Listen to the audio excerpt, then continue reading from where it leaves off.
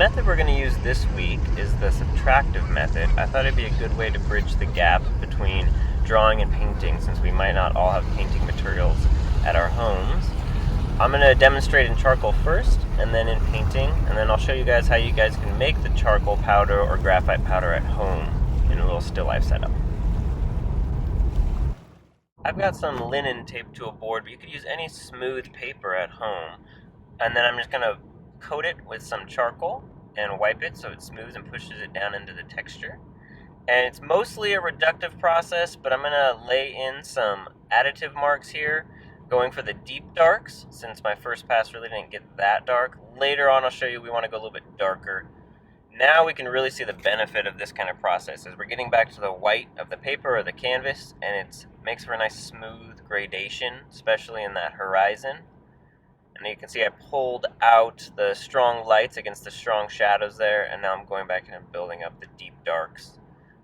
Much like our thumbnail studies we did last week, landscape drawing and painting, we tried to look for the big 3-value pattern, lights, mids, and darks, and then grouping them into kind of a coherent pattern that's interesting to us and the viewer. And then some final kind of linear details, maybe the pencil, and you got a quick little study that I'm going to show you how to turn that into paint. Got a little bit larger piece of canvas now, moving on from the charcoal study, and I've used it to block out the glare of the sun. For these pick out or wipe out paintings is what they're called, you want to use one kind of monochrome color. I've used just a mix of brown and blue, so it'll neutralize itself, but give you a little bit of variation, so it should create a little bit out of interest for us.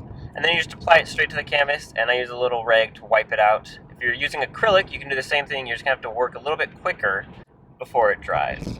Now working straight in with that subtractive process, getting that same beautiful gradient that we practiced in the charcoal, from the horizon line up to the zenith of the sky, pulling out a few of those tree holes and the lights on the cliffside there. What's important here is that you can see I folded the napkin into almost like a square brush shape, so I have just as much control with the napkin as I do with a brush. And just dipping it in a little bit of water will help get back to the white of that canvas, almost the pure white. And that's really important to be able to do since we're not using any opaque paint. And I've got my two types of brushes here, coarse on the left and then the synthetics on the right. I had three. I had just kind of two medium-sized synthetics and then a detail brush for the linear work. And just like the charcoal, we do have to do a small bit of additions here, adding in the deep darks, more of the linear details. And also, Q-tips, just like the paper towel, are great for getting the details, and like you'll notice with the charcoal, they pick up some of the pigment as you move along, so they pull off less the more you use them. So you gradually can get more subtle and sensitive with them as you go. Now moving into the finishing details of the trees or logs down on the beach, and the one that's kind of breaking the horizon line there, I think offers a good focal point. And I'm going to try and push that more, so the contrast there more than anywhere else in the painting, just to drive the viewer's eye. Adding a little bit of rock shadows and readdressing what we talked about last week, that secondary value of the ground plane. It can't compete with the brightness or the high value of the sky. So you kind of have to double check yourself and make sure you're not losing that accurate hierarchy of value within your landscape painting or drawing.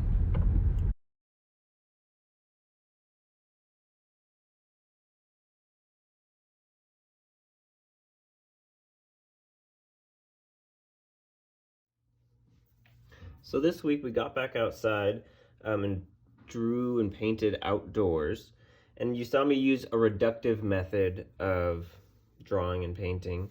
And I was using the willow or vine charcoal just to tone my page or canvas beforehand and then work into that with an eraser. But I wanted to show you that we can do the same thing if you don't have that at home, and not everyone has the willow and vine charcoal. We can do the same thing by using graphite. So the softer the graphite, the better, but a 2B or HB pencil will work just fine. You can either take if you have a block of sandpaper, just any old sandpaper, or a utility knife or X-Acto knife, and we can just spread some of that graphite from the tip, or using a sanding block right on your paper. You can do it right there. You can have it build up on here and knock it on there. What I like to do is I try and keep them separate, but my graphite separate from my charcoal, and I like to collect them in a little container. And then you can either kind of pour it on like this, or I just have this old kind of microfiber cloth that can help spread it out. We don't need anything this fancy. We can just take our sandpaper or utility knife graphite and just a paper towel. It's a little bit messy, so make sure you either keep it on the page, do it outside, or just on a place that can be easily cleaned, like your table. The whole idea here of this week is moving away from line and into shape. Since this is a studio class where we were going to focus on painting and we might not have paints at home, I still wanted to get us moving in that idea of shape, towards that idea of shape, over the idea of just pure line. All right? So if we're going to be painting, we're going to be painting using big shapes and brush marks. We might start with a line drawing. So that's why this week we focused on this kind of reductive method of painting and drawing. I'm gonna go a little bit darker, I think, than I went out in the field, just so we can really utilize this idea and really see the contrast we can get. So you want to tone. What we're doing is just toning the page. Get a nice. When I'm doing this, I'm really trying to just do a light pressure, just enough pressure to pick up the powder and move it around, but not pressing so hard that it grinds it into the tooth of the paper and makes it too hard to get off.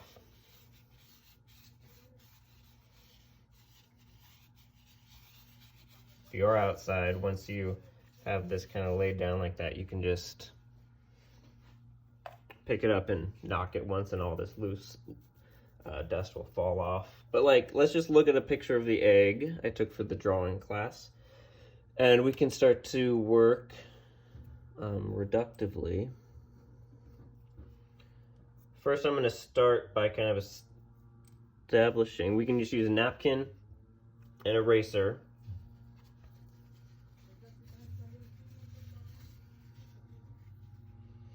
And instead of kind of starting from the dark side, which we would usually do with a dark medium on like a light tone paper, we can start by looking at the lights.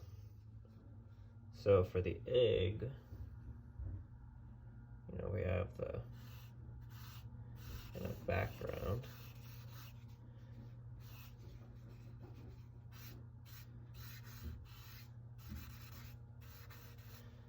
And the more you use one part of the napkin or cloth, the dirtier it gets and the less it picks up, which is a nice way to get, so that's a little bit dirtier now, so when I go to pull up some of the graphite, it's not going to pick up as much, so you can get a nice gradient. And then if you switch it to just a clean side, it's going to be more effective at picking it up.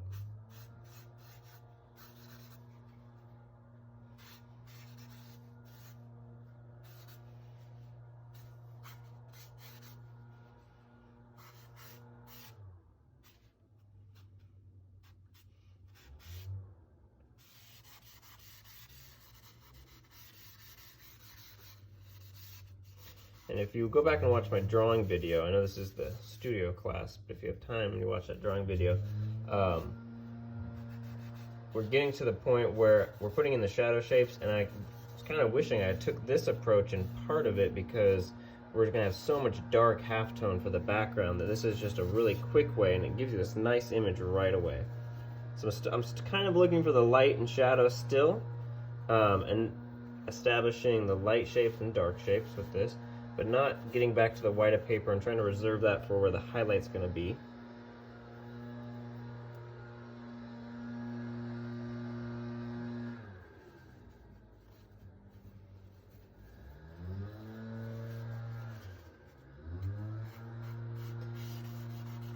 I'm going to take this as far as I can in the subtractive manner, removing the stuff on the page before I go back in and start adding.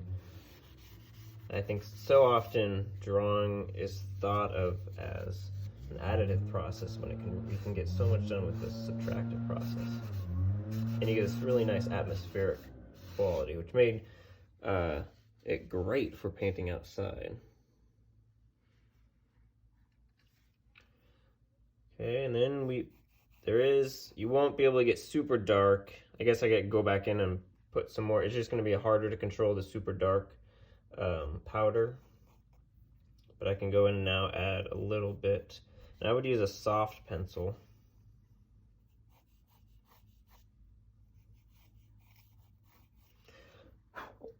Or if you have a charcoal pencil, I think that's gonna work great on this.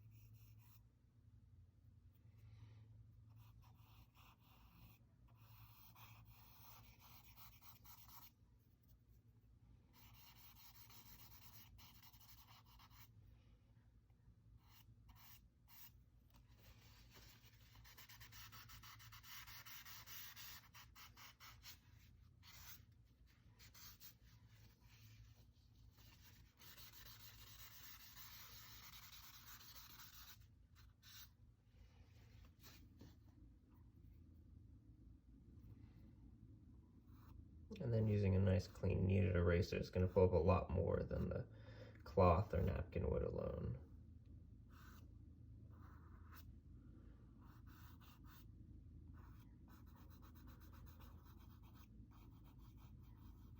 And just like the napkin, it'll get dirty and pick up less and less.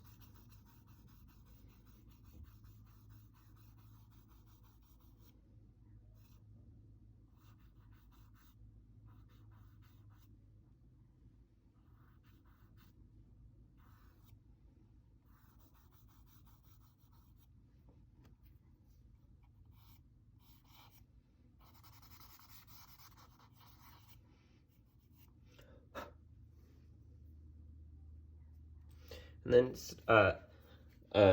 rubber eraser, not like a kneadable rubber eraser, but one that you might get in a pen form or a block form that you can use to apply a little bit more pressure, is going to help to pull up that stuff that's gotten ground into the page, and that will be great for like your highlights.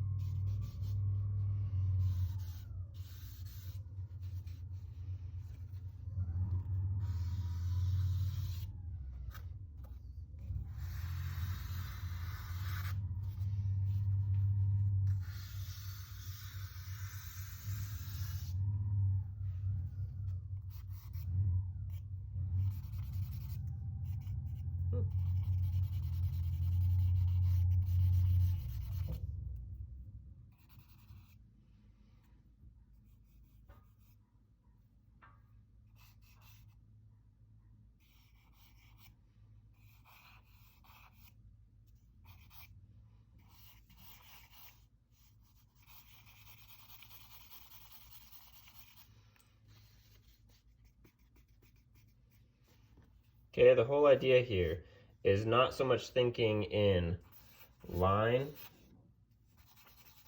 as it is thinking in shape of dark, light, light, dark, dark, light, bumped up against each other. I am going back and adding some of these contours just to delineate, but more so I'm trying to think about how these lights bump up and how they're related to each other. There's hardly, you know, in some of these parts, I discussed in the drawing video too, we get a lot of these lost edges.